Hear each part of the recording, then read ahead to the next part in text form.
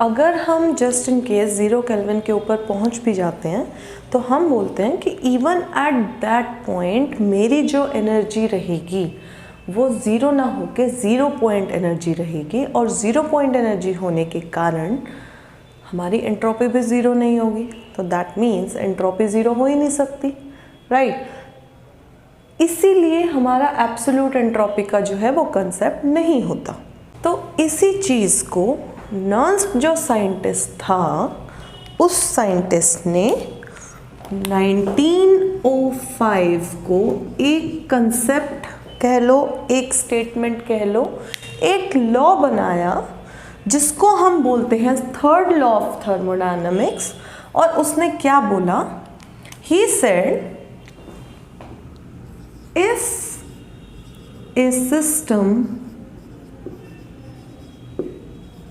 is at absolute zero of temperature, then at this point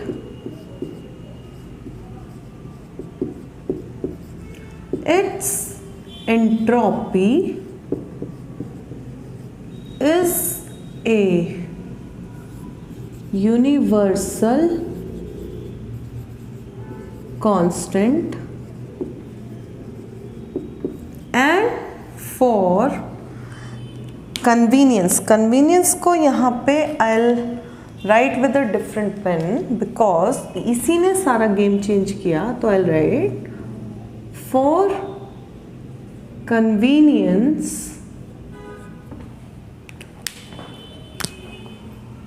this constant can be taken as 0। तो नर्न्स ने क्या बोला? He said कि suppose मेरा कोई सिस्टम है and it is at absolute zero of temperature. हम उस टेम्परेचर के ऊपर पहुंच गए और मेरे पास एक सिस्टम है जो उस टेम्परेचर के ऊपर अभी है। तो उस केस में एट दिस पॉइंट उस सिस्टम की जो एंट्रोपी होगी वो कुछ मिनिमम होगी, इट इज़ नॉट ज़ीरो। जो भी एंट्रोपी वो होगी वो सीज हो जाएगी, जो जहाँ पे है वहीं रुक जाएगा। तो जितनी एंट्रोपी है वो भी एक कांस्टेंट में कन्वर्ट हो जाएगी। तो it will behave as a universal constant.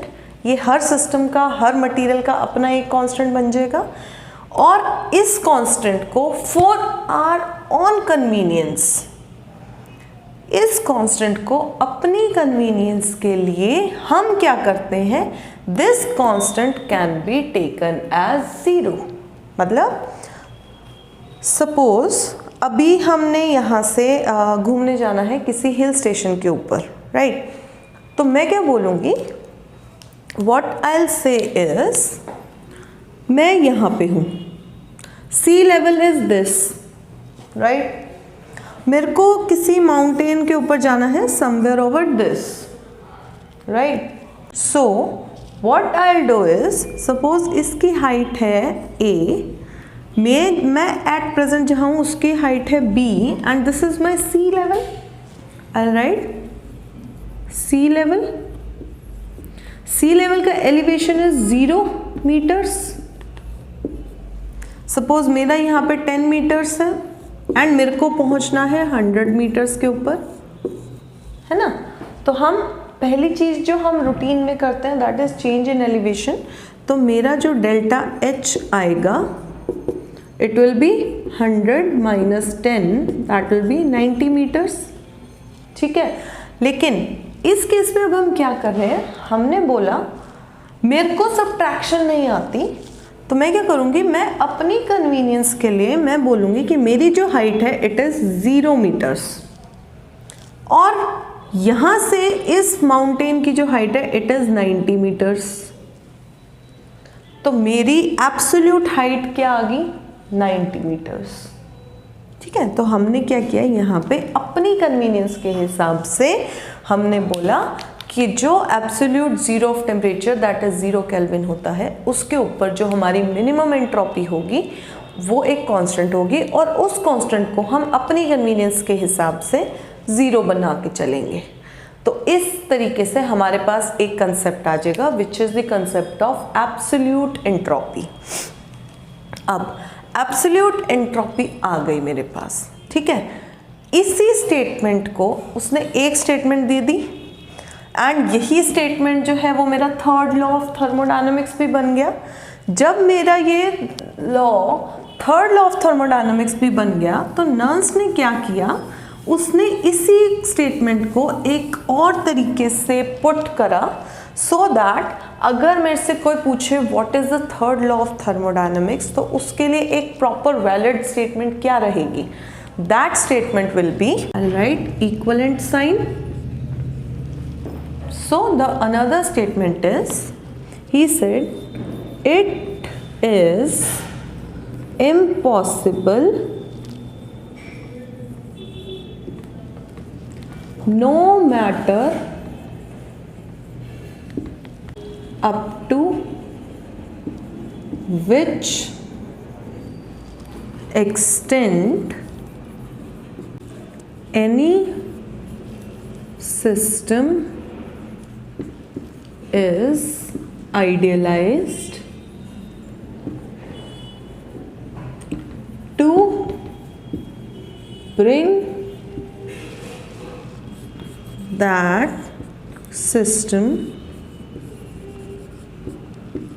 to absolute zero of temperature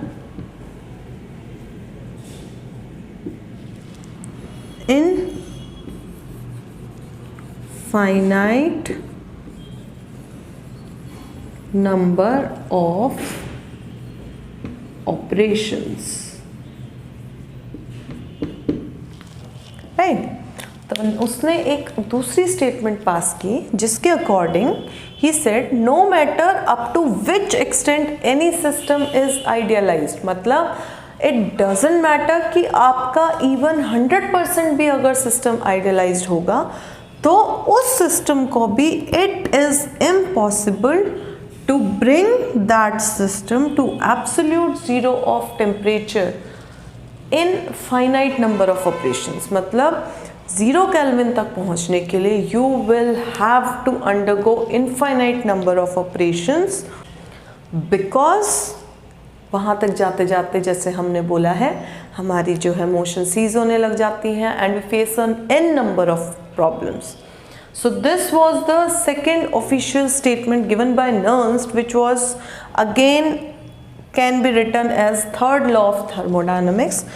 So according to Nernst, he said, suppose we have two systems, ST minus ST dash, मतलब change in entropy at two particular temperatures T and T dash, where T dash is my initial temperature and T is my final temperature. I'll write here T dash is my initial while T is my final,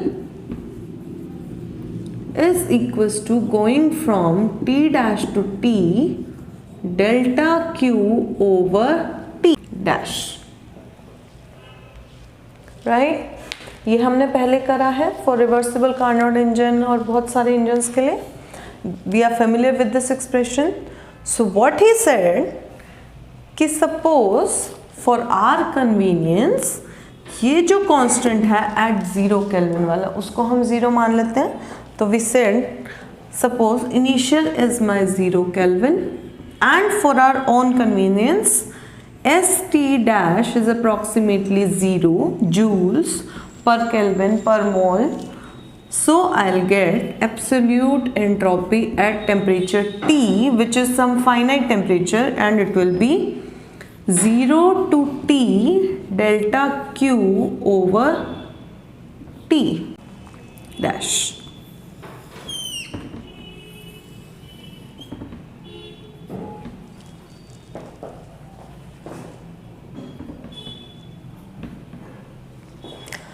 this expression is my mathematical form of third law of thermodynamics.